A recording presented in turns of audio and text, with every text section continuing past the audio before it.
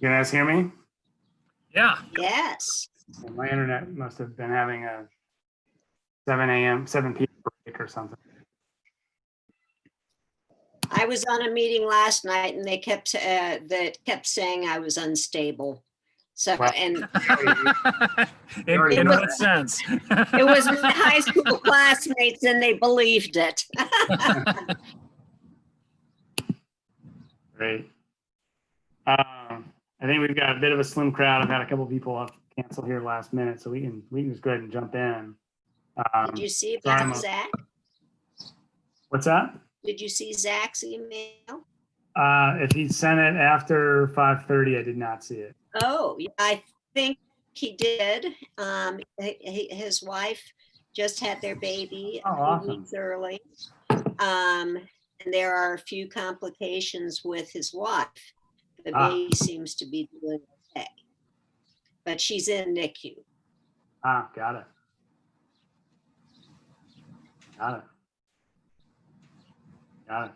Well, I've been there to a certain degree, so yeah, I just saw that. Yeah, I just had someone at my house looking at a project, so you know how that goes. It's tough to get some of those folks out of it. About 20 till, I'm like, I have a meeting. So anyway, yeah, I've been trying to get that organized. Okay, well, good. We'll have to send a note to Zach. I hope everything's going all right with him.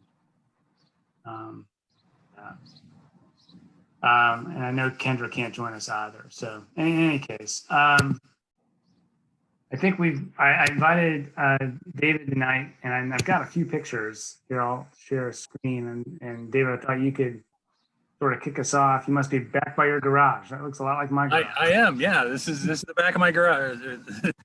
It's maybe the good side of my garage. I don't know. So BJ, if you're on, can you allow me to share?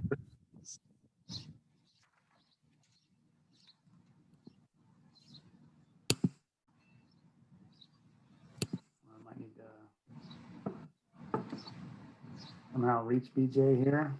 I can't share a screen until. No, you're good. You're good, Andrew. Sorry about that. Oh, no, you're good. You're fine.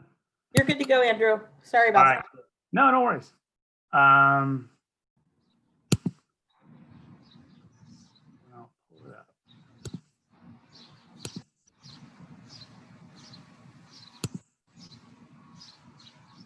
So, David asked us to, or the commission, I guess, but at David's behest, to look into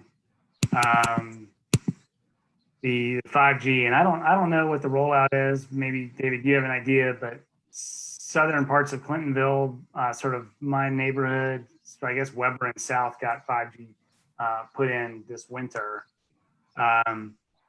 And, you know, I looked around for places where they use an existing utility pole, David, but I couldn't find one. I assume that this is the one in question that's right in front of someone's house. And they were out there doing work on it this morning when I went by to take a picture. Looked like electrical guys. Everywhere else I've seen one of these, it's been painted brown. So I don't know if that's sort of the next step in that. But it's pretty big, and they certainly could have perhaps, you know, gone on to an existing utility pole if there isn't that much further away. Yeah. I mean, I don't think there's anything so precise about how 5G poles need to be located. I mean, it's a fairly short coverage area that they have, and that's why there's more poles that are required for 5G, and they're lower and all that stuff. But still, you know, the poles in question on Crestview, it would have been a matter of 30 feet to get to an existing pole or something like that. I think that's this one right here. I think this is Crestview. I rolled around every single street trying to find the one that you were talking about, because I know I'd seen it, but I couldn't remember what street it was on. Yeah, so I mean, there's that, and then in places Are where you sharing it? Because I can't see it. Can you see it? I can't. Yeah, you're not sharing, Andrew. No, I didn't actually hit the share button. It still showed up as green. That's weird. Oh, okay. Yeah, and, you know, you see it now? Yeah, okay. That's it. Big as life. You know, available poles of, you know, right there. Yeah, within maybe 30 feet. And the rules that govern this 5G rollout across Ohio, there was a big fight at the State House where utility companies managed to get a piece of legislation put in with what was euphemistically called the Petland bill, and I think 50 different municipalities took them to court to stop it immediately. Basically, it was giving the utility companies free reign to put anything they wanted in the public right of way in order to accommodate 5G, and municipalities weren't allowed to really weigh in at all. Well, that was thrown out by the Ohio Supreme Court, mostly because it was snuck in with the Petland provision. So it was an extraneous provision to the bill. So the bill was rewritten, but there were compromises made so that the municipalities that had gotten together and sued actually would accept, okay, if we have some degree of control, and Columbus was a party to the lawsuit, but it was led essentially by Upper Arlington and Bexley and a few other wealthier suburbs who were really adamant that they weren't going to allow their neighborhood to just be overrun with utility poles, wherever the utility company chose to put them. So the compromise was that if there were existing standards that governed construction of utilities and work in the right of way, those could be applied to the 5G rollout. So, my hope is that we could understand what is really required for us to have some level of control over not just where the poles are, but maybe the character of the installation. It seems like there's neighborhoods in Columbus that have architectural guidelines, and they're getting, cast iron poles and very sleek looking heads. And, it's a much, much cleaner installation than what we're here in South Clintonville, which is as kind of ramshackle as it could possibly be. The pole in question there that Andrew has a photo of, there's sort of a junction box that's about at head height, maybe 5 foot above grade, which is forever going to be something that's kind of sticking out there waiting for a kid on a bicycle to hit it, or, somebody mowing to, bang their head on it or whatever. And it's, kind of sharp, pointy metal. And, the quality of the concrete that Andrew pointed out to me was, in different locations is just abysmal. There were some really, really bad, I can't believe that passes the city's standards for work in the public right of way. It's pretty crude. And I just wonder, number one, can we try to get the city to be a little more conscientious and certainly work with the property owners whenever they're able? The couple that contacted me on Crestview had been very considerate of the utility guys when they came out to work. They understood things were happening, but they were never given any impression that there was going to be a pole in their front yard. They understood, oh, there's a box here. Okay, well, the box is flush and we'll be able to, the grass will grow around it. We'll have to, mow around it and this kind of thing. And then suddenly this big honking pole showed up with no warning whatsoever.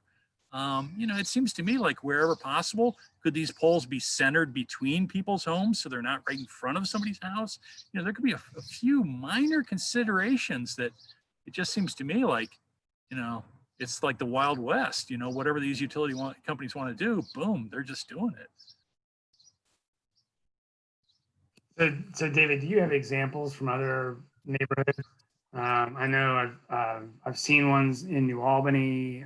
The ones on campus could be slightly better than this, although I don't think a ton better. Yeah, I've seen some in Victorian Village and the Near East Side that are much more in keeping with the neighborhood. Now those neighborhoods do have maybe at least in Victorian Village, there's an architectural review area. Not so much on the east side. They have a commission like we do, but they don't have architectural review. But they're getting cast iron poles, or they might be fiberglass poles. I understand that. It's probably it's a much sleeker installation.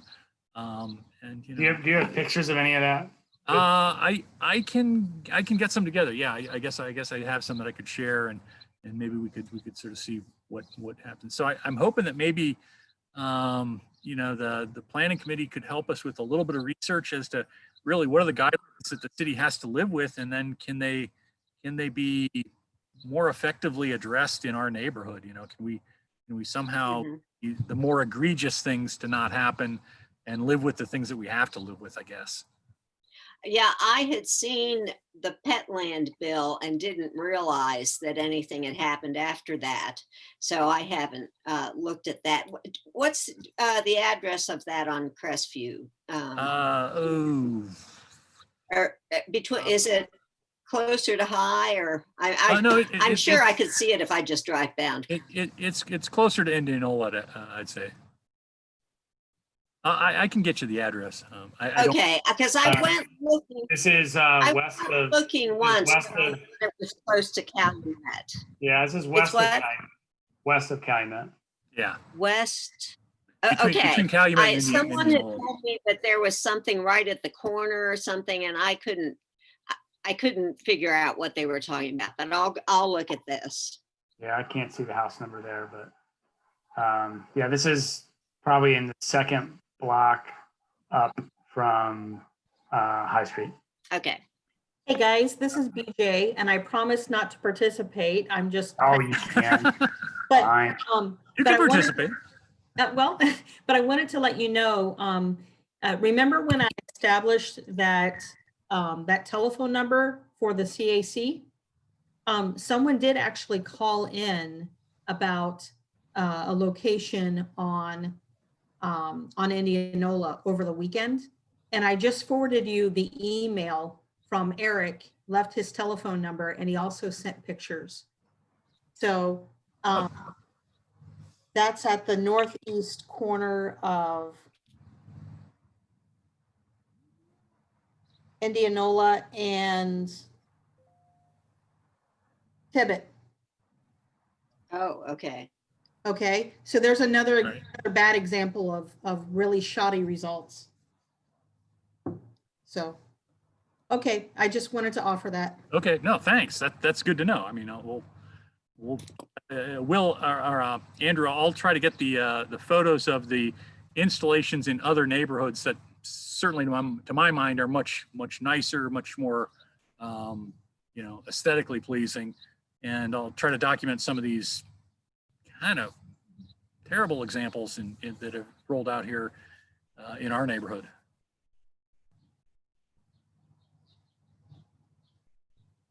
I think I've got the right contact person at the city just to say, hey, what parameters have you set on these guys? Yeah, that'd be good. Just to know, what's being done in other places, other neighborhoods, and what's the rollout for everything else, and are we behind? How far behind are we? BJ, these are exactly the same pictures I have. That's exactly the same box. Let's see. The pictures that Eric sent is exactly the same spot. So. Okay. Yeah, it's pretty bad. I mean, the curb obviously is failing there, and these guys are just putting stuff back the way they found it. They're not doing anything more than they have to. And they're not doing that very well. Yeah. And it really is too bad because this guy just put in brand new sidewalk, and they came in and did that. Yeah, right. All that around his front is brand new sidewalk. Hey, BJ, can you let Megan back into the meeting? She got kicked out because of her internet. Okay, give me a second. Yeah, no worries. So Andrew, I'll share the information that I have. If you could contact your contact at the city to maybe understand from their perspective how they think the lines work, we can at least sort of see, is there anything that we can do to improve the situation as it continues to roll out, I guess. Yeah, and I don't know what the rollout schedule is. I Yeah. guess I'm assuming that they know what the Well, and the city may tell you they don't know what the rollout schedule is. yeah. Companies have this freedom that, they do what they want. They have some blanket permit to work everywhere or something.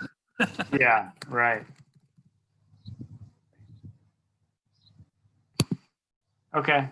Well, I think, yeah, if you've got some images, I can call the city. I am sort of curious what, what things look like in other places. So that's, I think that would be interesting to look at. And I do know, and, we do some work out in New Albany. I know that they've got standards. So they've got a couple, they're holding them to account. Yeah, I'm sure they're blue and they're Yeah, they got white. they got a little brick horse base fence on them, probably. I don't know. surrounded by white horse fence. Yeah. But yeah, we can do better than this. One thing. Yeah. Okay. Well, I'm glad other people sort of see that I'm not imagining it or something. Yeah.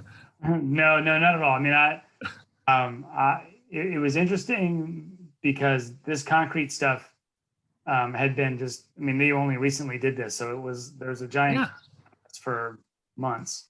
And it took them a while to come back to do it. And, I need to walk around and pay more attention because I don't know where else in our, several streets down here, there's another, whatever that is, a tower or whatever that thing's called. Whatever it is, yeah, right. But I don't recall seeing any more of them. There's supposed to be more. So I'm hoping there aren't other places where they're going to things up. So anyway. All right. Well, if you can send us pictures, I'll make a phone call and hopefully we get some answers in the next couple of weeks. All right. Great. Yeah. Thanks for the help. I appreciate it. Sure. You're welcome to stick around, but if you've got better things to do. I might take you up on that. I got a few things to do. So thanks very much. I appreciate it. Cool.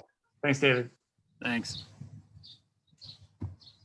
So Megan, graphic signal art. Yes. I was hopeful that their travel costs would indeed be lower, but I do have some correspondence today with University District, and they're willing to split the travel cost. That sounds like it's pretty hard and fast at $1,500. Okay. If we are having to spend $750 on travel, did you say that still left us a little bit short for 3 boxes? Yeah, we need to raise $400. Okay. 3 boxes.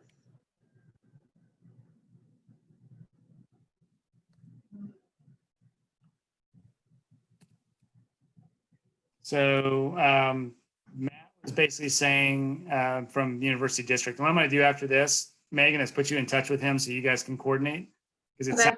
they're trying to get they'd like to get it done before fall. They don't really have a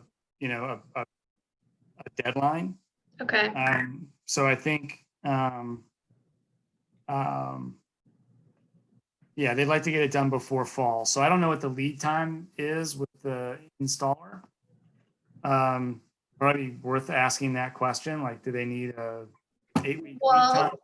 Well, they kind of, the last time I talked to them, like they wanted to see, like they wanted us to send up them the actual artwork so they could make sure like formatting and everything was correct and they weren't going to have any issues. And then after they received the artwork, they would put us on their schedule. When I talked to them in the spring, they had said their schedule was pretty wide open for summer. Yeah. I don't know if that's changed. I imagine not, given everything else that's going on, but Yeah, who right. knows? So we were looking to get this one down here, if you can see my screen. This one, correct? Yes. And then this one. Yes. Okay. So I think at this point, if you want to reach out, I'd like to commit to doing 3 and figuring out a way to raise 400 more bucks. Okay. Whatever it is that we need to do, put out one more call. I know the spotlight editor reached out to me to see what was going on here. You know, just being $400 short. I mean, I'm willing to put a little bit of scratch in the game myself, but I'd like to think we could raise, you know, the 400 to be able to get 3 boxes up to give us some good geographic spread. And I think these would be 3 impactful locations. I'd be okay with you sending them the art for these 3 things. Okay. Mock them up, make sure we're not running into any problems. It's probably worth asking. I'll put you in touch with Matt because he's done it, to see if there's anything else we need to do from the city perspective. Do we need to get approval or check a box in terms of reaching out to a department or something? Worth trying to figure that out. Okay. And then seeing what their lead time is. And I would like to think that in that gap of time, we can raise $400. Okay.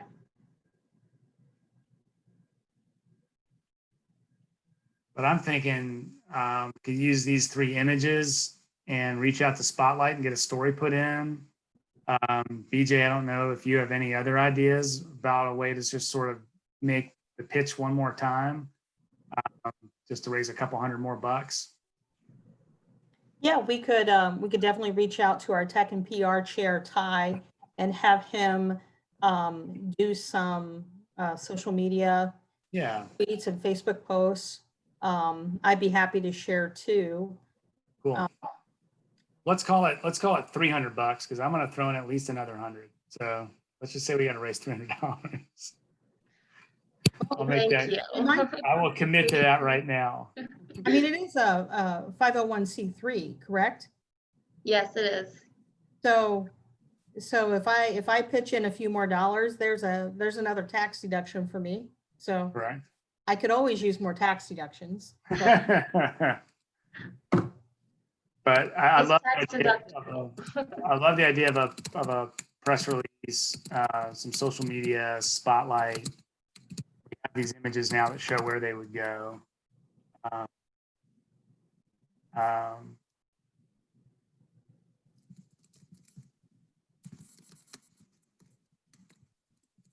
Yeah, I'd like to think we can get that figured out, Megan.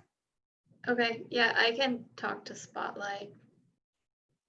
Yeah, that'd be great. And you have these images? Yes, I do. Okay. And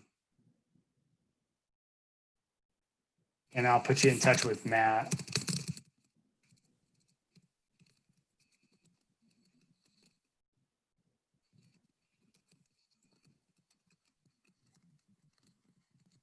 I don't know. I feel like it's pretty generous of him to share the travel cost, even though I think they're only getting 1 more box done. I won't complain though. I won't complain. I was like, can we do 50-50, man? So he was willing to do that. Well, he sounds like a good guy then. He is a good guy. We used to work together, so you know. And I think they have an income stream, right? Because they've got it's a special improvement district. So anyway. Cool. I think that was it there, unless there's anything else that we should get into here. No, just find some more money and get them installed. Yeah, I'm excited. I think these will really be a nice addition to the streetscape, and probably just a little community lift that we probably could use right now, right? Yeah. Great. I will put you in touch with Matt tomorrow, and we'll get the ball rolling on that. And then we can put together a little package that we can give to BJ that has the relocations and details that she could use, a little like or something like that. Mm-hmm. Sure. Save these out as JPEGs instead of the PDF to make it more readily postable on Facebook and that kind of thing. But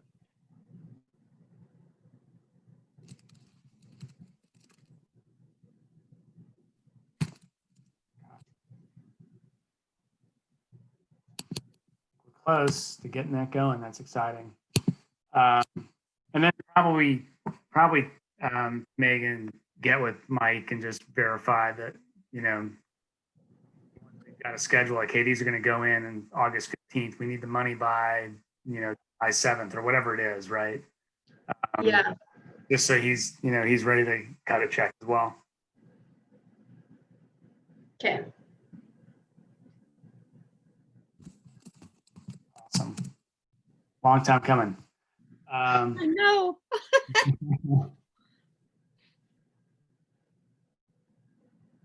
So the only other item that I had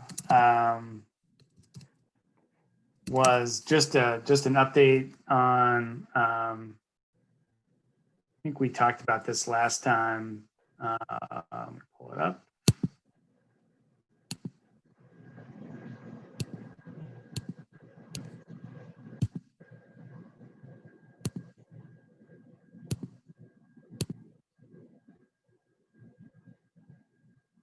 Oh, I actually have two more things. Let me start with the two more things.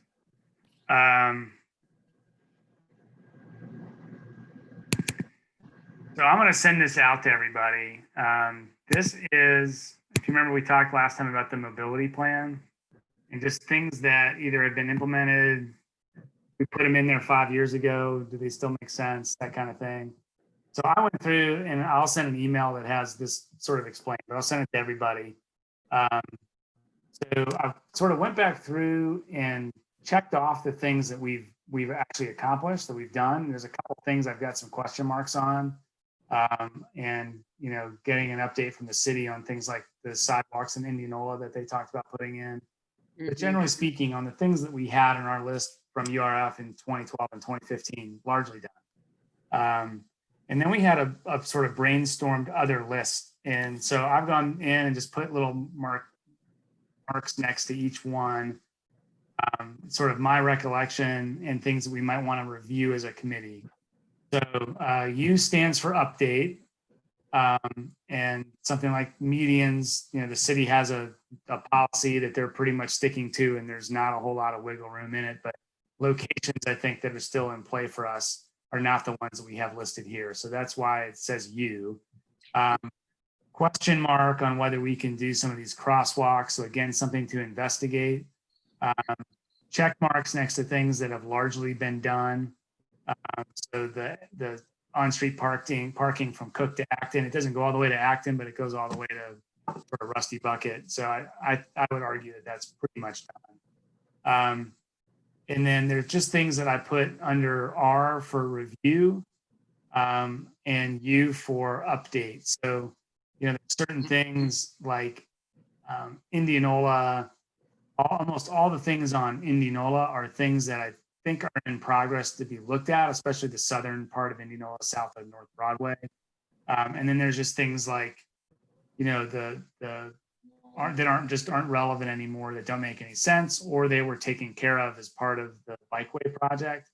So most of the things on Calumet either aren't relevant anymore because the bikeway project has been done and they're not going to do certain things, or a decision was made as part of that project, so it's not going to change, or it was taken care of, like the parking lane striping on Calumet was taken care of as part of the bikeway project.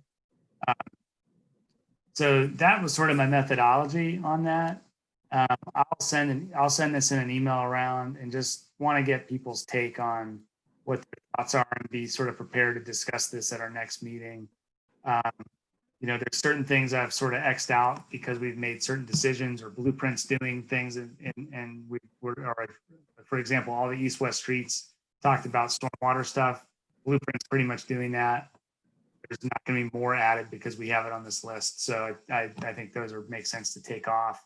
Putting a bike boulevard in Tibet doesn't make a whole lot of sense because of the bikeway project. All the sorts of things that were sort of either taken care of by something else or by virtue of another project don't really make a lot of sense anymore. And then there's a lot of things on question marks that I just don't know if things have been improved or not. Things to just investigate.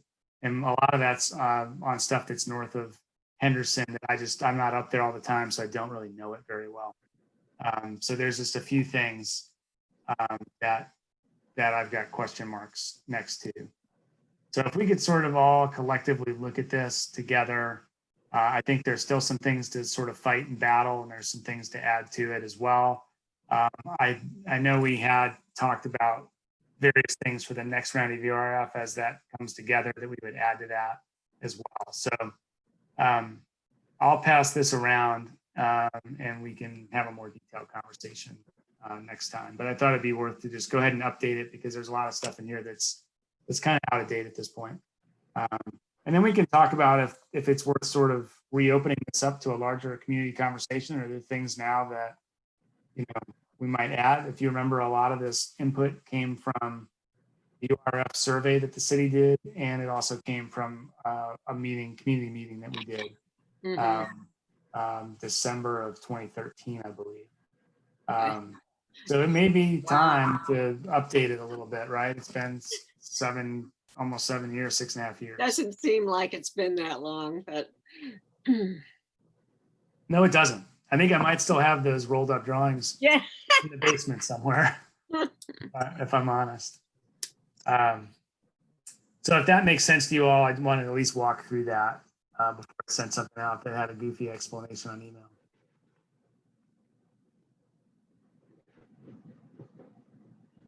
All right, and then this would be the last thing. So this letter went out to Mr. Westall at CRPD about the inclusion of pedestrian and bike facilities on the North Broadway Bridge. So BJ sent that off today to Brad. I happened to be on the phone with him talking about something completely different this morning, and almost when BJ hit send, so I sort of warned him it was coming, and he understands it. He thinks it makes sense. It's, you know, he didn't commit. I've definitely put it in, but he's aware of it. He understands it, and while I don't think they have anyone under contract yet to do this work, I think the project's been awarded, but it's under contract, I don't believe. I think we will certainly need to sort of keep our ear to the ground and make sure that, you know, there's input here. I think it's a great project. I think everyone agrees on it. It's a great project. The execution of this and sort of the conversations that need to take place with the community, and you know, there'll be some options. I know I talked to Brian Pfeiffer, I believe. Oh, right. Talked to him today because he had sort of reached out after the Air Commission meeting this month. So we had a conversation. He walks to work at Ohio Health, so he or he used to, or ride his bike before they closed offices. But he, you know, very familiar with the conditions over here. And then he has had some neighbors and others out that are concerned about you know, the bridges and what impact that would have on the waterway in terms of collecting debris and things like that stacked up. I don't know if you've seen the pictures of the Doddridge Bridge. Right now, it's got a lot of debris that's collected, logs and everything. Those are things I think we just all need to sort of think about. None of this on this map is something that's a real alignment or a real location. It's sort of, you know, if we can in this area generally. So they haven't done any design work yet whatsoever. So it's premature to sort of criticize anything that's on this diagram. But it is something that, you know, the design of this is going to have to be thought through. He did commit to me today that these will be clear span bridges. So those won't have any piers in the water, so they won't catch any debris. So the debris concern is not, won't be an issue. But again, it's helpful to know that information so that, you know, we can start to answer folks' concerns because in the absence of information, people will come up with their own answers. So, that's good to know, so that you know, that's part of the project, that these would be clear span bridges that wouldn't catch any debris in the water, and that will certainly obviously lessen the impact on the waterway itself. So I would be surprised, quite honestly, if they had any public engagement before the end of the summer, and I'd be surprised if they had any conceptual options to review before the end of the year, just knowing how slowly things move and how much time it takes to sort of get ramped up. But I will commit to, because I'm talking to Brad at least once or twice a month myself, to continue to ask him and remind him that there are very interested people in the neighborhood about this project. And he's aware of it for sure. So it very well may be that he'll reach out to us to help set some things up potentially as it relates to community guidance on this project. Excellent. Yeah. Okay.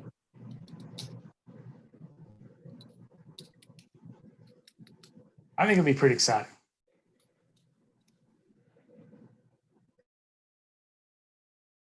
So, any thoughts on this one, or questions about anything at all? Will, do you have any?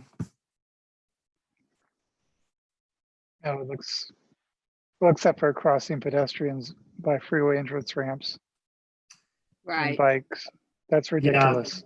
That It's- intersection is going to have to be significantly altered than the way it is today if that's going to be safe.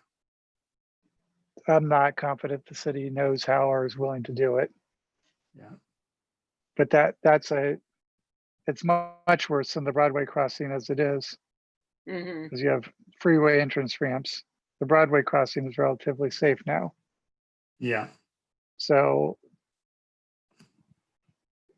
there may be some safety in numbers, but I think the main benefit of this is you get two bridges across the river, connection to Coles and to the Ohio Health Campus. But I don't think it improves the safety of the north-south corridor at all. No, probably not. I mean, it's certainly not any worse than what exists right now crossing Dublin Road, 33 down the by the confluence. Oh, Yeah, yeah. that's pretty Kinda what it is. surprisingly right, because there is a permissive right turn with conflicts with the crosswalk. There is. Wow. It's pretty much exactly like that scenario. And I Yeah, just, well, they got it, but they put in a ladder crosswalk there. They really stepped it up. What? Really? That's- There's no school there though. I don't Yeah. know how they got the permission to put in a ladder crosswalk there, but that's why they don't put them in anywhere else, so that place is safer. what's interesting about this one, I don't know if you guys remember this, but I'll pull it up over here. So should be able to see this. This is that crossing at 33. Right. Yeah. I mean, I have gone past there, but never thought about it being. Yeah. a bike So road. these folks have this right, and you have to have a icy. They have a green glare. light. They have a Yeah. green light when people Yep. are crossing there. Yeah, you mean Wow. you have to look over your shoulder and make firm eye contact before you cross. But I don't know if you guys remember this story. It's probably The freeway, the semi. the semi. He thought this was, and it Yeah. can be forgiven because it's that wide. Mhm. He thought that this was an on ramp to 315, Oh my gosh. and he got stuck underneath the bridge. He got pretty good ways. Where down. he couldn't be forgiven is how far he actually went on the bike path before Well, he that- discovered. Yeah, that is true. That is true. But I mean, I think it's wide there because there is some utility access and some other stuff that's back in here. But yeah, he made it all the way to here. He made it under that bridge. He made it to the next one. Oh, you didn't make it to the next one? I didn't realize that. He made it to the one under the railroad, or there's like one with a sharp curve. I think he made it. You made it to There. this guy. Yeah. Yeah. Oh my So- goodness. Yeah. So I mean, it I already think, becomes a narrow bike path at that point. yeah. So I mean, I think we've got to fight for as good as we can get there. There's no going underneath the bridge. I think they've have nixed that in the design brief as far as I can tell.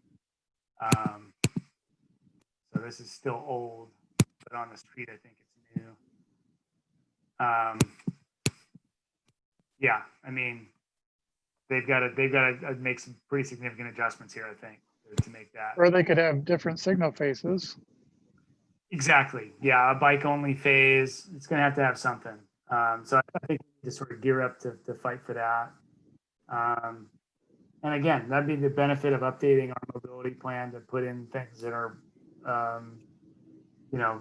recognizing there's other projects going on. So I think it'd be worth updating here in the next month or two. Okay. Will, would you have any ability to sort of check into some of those things that are in your half of the neighborhood there, your part of the neighborhood, just to see if those recommendations are still valid? Oh, yeah, sure. Right. Now, I've got time to check, and I'm getting up there on my bike some and stuff. Oh, So. great. Yeah. I think it'd be great just to sort of fact check some of these and come to the next meeting with a few new ideas as well, maybe. So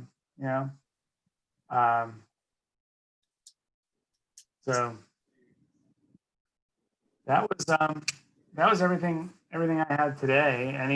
Any other thoughts, concerns, big ideas, things that we should be looking at?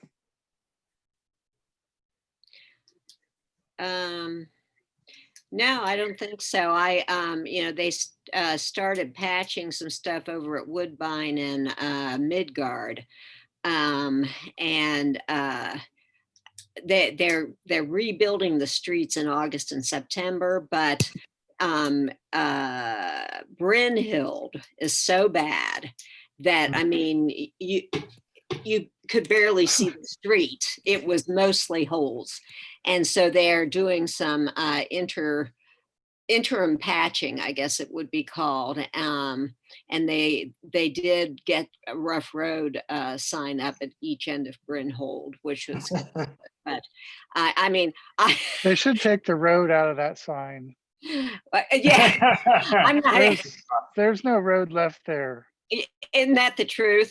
Because someone sent me an email about this huge hole that was like 20 feet, 36 inches long, 2 feet deep. I mean, and by the time I got there, the city had come at a 311 call and just dumped asphalt into it. I mean, there was this huge mound of asphalt over this hole.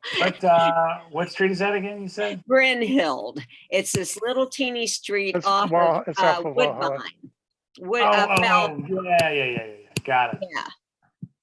I mean, it probably Goes sees down 10 to cars. Walhalla. I walk that all the time. I know. Right, It probably sees 10 cars a day and 100 people. Yeah. Well, Yeah. I asked for the rough street sign or whatever they could give me, basically because of motorcycles and bikes. Yeah. No, I sort of don't. Yeah, my son loves to bomb down that hill on his bike. I'm like, maybe not that. Yeah. Oh, and that's perfect compared to what it is now. Yeah, it's pretty washed out at the bottom. Well, and one of the residents showed me a video of one of the storms, like in the last 2 weeks, just barreling down the street. So right at the bottom there, I mean, that's a mess there. Yeah. I mean, this looks beautiful compared to what it is. What it looks like today. Yeah. So I'm not sure they're done. They weren't working today. But I saw a bunch of markings out there. Yes. And the whole, those 3 streets, Midgard and Woodbine, plus a little section of Mimring and then Brynhild are going to be totally rebuilt in August and September. Got it. Yeah. Well, it's a popular place to walk. It's going to make it a little hard, but. Yes. Yeah. I never saw the owls this year. Well, there were 2 owls and one of the little owlets died. Okay. And I didn't hear if they thought it was hit by a car. Someone sent a picture of it on this, dead on the street. Yes. So it might have just had a glancing blow at night when it was. I thought I saw them early on, and then we couldn't see them again. Yeah, and they were pretty healthy, but so we haven't seen any. I haven't seen them since the one died, but. Hey, Andrew, do And- I have time for a couple questions? I'm sorry, Libby. Oh, Yeah, absolutely. go ahead. We're just talking about owls. I think we're getting close to the end of the agenda. Who's talking about owls? Sorry, Libby, I didn't mean to cut you off. Were you done? Yeah, I was just going to say one of the residents down on Wahala is totally rebuilding his driveway also. It's at 310. And I mean, I was going to email him and say, what is this costing you? Because it's a huge total rebuild of his driveway. So I wanted to just, I was waiting to see if anybody would say anything about it, but I thought maybe I would just make it worth mention that the railroad is doing some railroad maintenance, and they're re-asphalting the resurfacing the crossing. Yeah. So up here at Lincoln, up at Lincoln and Indianola, CSX has completed their side, but Norfolk Southern hasn't begun yet. And I was wondering if we knew anybody who we could ask, because now it's like really smooth on one side, Mm, really, you know, a can shaker on the other. yeah. It's really nice. The ones that have been repaired, they've replaced railroad ties, and it is smooth as glass. So are they doing those across all these crossings? It looked like I saw a bunch of ties sort Yeah. of up for Yeah. installation elsewhere. Yeah, I saw them up working in Worthington last week, but they completed ours the first week of June. But I just wondered if because it's been a while since they've done it. I understand they used to do it every 2 to 3 years, but Mhm. been a long time since they've maintained ours. And I just wondered if it was something that the railroad worked on in tandem with one another, if they worked in concert with the I city. think my husband would laugh about that, BJ. Oh, They don't work in tandem with anybody. But okay. Stu All right. Nichols, do you know him? Yeah, I know Stu. Well, he used to work for one of the railroads. He might Okay. have some connections.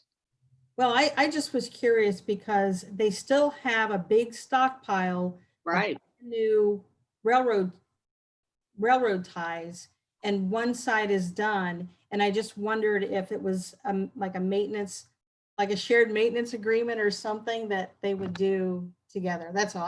I wondered if anybody knew anything. No, and they're notoriously hard to pin down, but Stu might have some sense. We could ask him. And I don't know if you've traveled north of Graceland to see that the resurfacing project has been completed up here, and they've done curb reconstruction, sidewalk repair, and all new asphalt. And it looks really great up here. Nice. Last fall, when we had the signal corrected at Canal and High, Mhm. they painted ladder crosswalks as well. When they resurfaced and repainted lanes, they did not reapply the ladder crosswalk. Is there any chance of maybe nudging somebody about that? Okay, so they repaved Canal, but they didn't put the ladder crosswalks back. Right, and there's no little bike. They painted sharrows on High Street. So they reapplied the sharrows on High Street, which is a good thing. But where the bike stops at the traffic light, there's no signal indicator painted on the pavement either. So I've been getting off my bike and going over and pressing the button. I can email Michael Liggett. He's with Public Service. Isn't that who would be doing it? Yeah. Well, It's a good idea, Libby. Yeah. Yeah, I'll do that. but it would sure be nice to have those ladder crosswalks. Oh, yeah. Well, yeah. That was the whole point, right? Yeah. What we had it, what, less than a year after 2 people were killed? Yeah, like maybe 8 months. Yeah. Yeah. And it's All a right. So the ladder crosswalk and the bike signal. Yep. Yeah. Okay. Yeah. All right. And I assume they put the sensor in the pavement, one would hope. Well, we don't know because we lost our mark. So Yeah. Yeah. Okay. You know, it's one of those things where one contractor does one thing, one does another, and the other does the third, right? Mm-hmm, mm-hmm. And messes up everything that the first two did.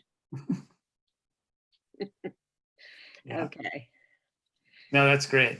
Okay. Yeah. Libby, if you could do that, that'd be awesome. no problem. Cool. can you copy? And Michael Liggett's going to be a citizen of Clintonville again. He's going to yeah? move onto East Schreier. So yes. Cool.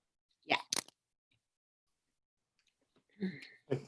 Well, copy me on that email, please, Libby. Okay, sure will. Thank you. Excellent. Anything else for the good of the group? It's good. Great Okay. work, Megan. Yes. I'm excited. We'll find a way to celebrate somehow in person. Yeah. Socially distanced outside of each of them. We'll figure that out. Okay. All right. Thanks, guys. Thank you, BJ. Bye. Take care. Thank you.